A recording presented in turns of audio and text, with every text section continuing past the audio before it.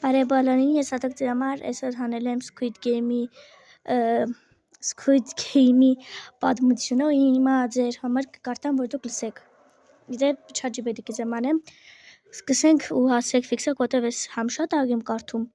sense համ էլ կարող եմ սխալներով կարդամ։ Սկսեցինք։ Squid Game-ը պատմում է 456 մարդկանցից մասին, որոնք ունեն մեծ պարտքեր ու կյանքում լուրջ խնդիրներ։ Նրանցից մեկը Սոնգի-հունն է, բարի, բայց անհաջող մարդը, որի պարտքերն ունի կորցրել է աշխատանքը և չի կարողանում օգնել իր մորը։ Մի օր նրան մոտենում է մի անծանոթ և առաջարկում խաղ խաղալ, եթե հաղթի փող կստանա, հետո նրան առաջարկում է մասնակցել գաղտնի խաղերին, որտեղ մրցանակը հսկայական գումար է։ Գի-հունը և մյուս մարդիկ համաձայնվում են, չիմանալով, թե ինչ է իրենց սպասում, նրանց տանում են գաղտնի վայր, բոլորին հագցնում են կանաչ համազգեստներ և ասում, որ պետք է խաղան մանկական խաղեր, առաջինը կարմիր խաղ, կարմիր լույս, կանաչ լույսն է, բայց շատ արագ պարզվում է, ով պարտվում է մահանում, մարդիկ խուճապի են մատնվում, խաղերը դադարեցնում են և մասնակիցներին թույլ են տալիս վերադառնալ տուն, բայց իրական կյանքում նրանց խնդիրներն այնքան ծանր են լինում, որ մեծ մասը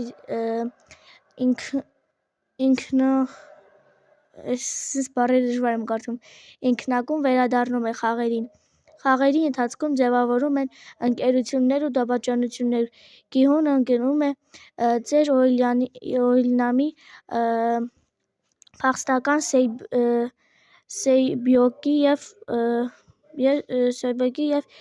իր մանկության ընկեր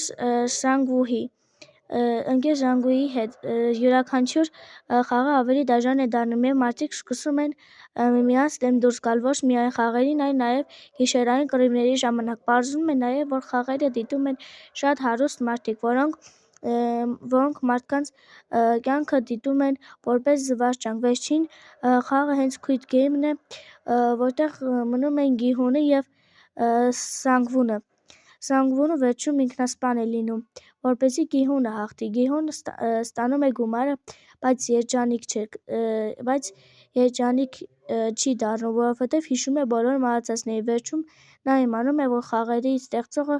Օյլյամն է, ով ուզում է զվարճանք գտնել իր համար։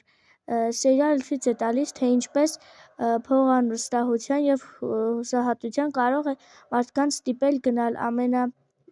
ամենածայրահեղ քայլերին։ Ժողովուրդ, այս սցենարը կարդալուց ես կասեմ, որ ավելի շատ ոչ թե փողին ընկեր լինեք, այլ ես կուզեմ ասեմ, որ դուք ամենաշատը ընկերներ ունենաք, էլի ընկերություն անեք բոլորի հետ,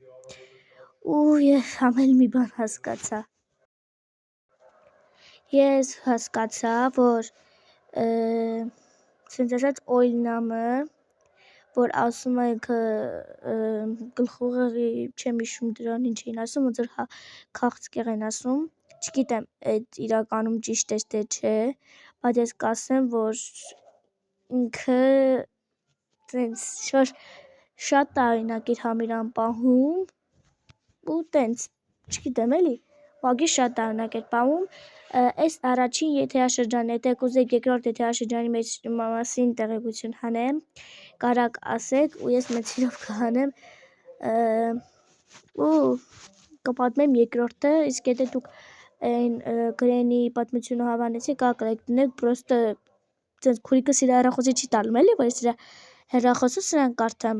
Սեբակրոնով իմ հեռախոսի մեջ այդ վիդեոն բերի, դրա համար դիված ցենց եմ կարդում, համ էլ որ սխալներ ունենամ, դուք կարաք նայեք, կստացի, այս մի քանի օր վիդեոներ եմ գցում ու դա գրում են անգրագետես, էս, ուզեմ ասեմ, որ ավելի լավ կեղնի և այդ կոմենտներ չգրեք, որտև եթե դուք գրեք վատ կոմենտներ, կամ ես գրելու եմ ուշադրություն չեք դարձնում, կամ էլ մի քիչ կարող է անկապ հնչի, բայց դրա պատասխանն եմ տալու։ Ոբշեմ, Squid Game-ի սցենային անդրադառնանք, ես կասեմ, որ իմ համար Օյլյամը վատն էր, բայց սենց երրորդ կամ երկրորդ սյուժեին ամենաշատը ես հավանեցի 0-0-1 համարին, որ էյթումա էլի Սանգյոնենց հետ խաղում ուղղակի անունը չեմ հիշում, հետո 456 հետումա էդ բանի էլի խաղը վարողի մոտ ու հետո դիմակը հանում է 0-0-1 խաղացող համարը ու 456-ը տեսնում եմ, այսօր այսքանը, պակա-պակա։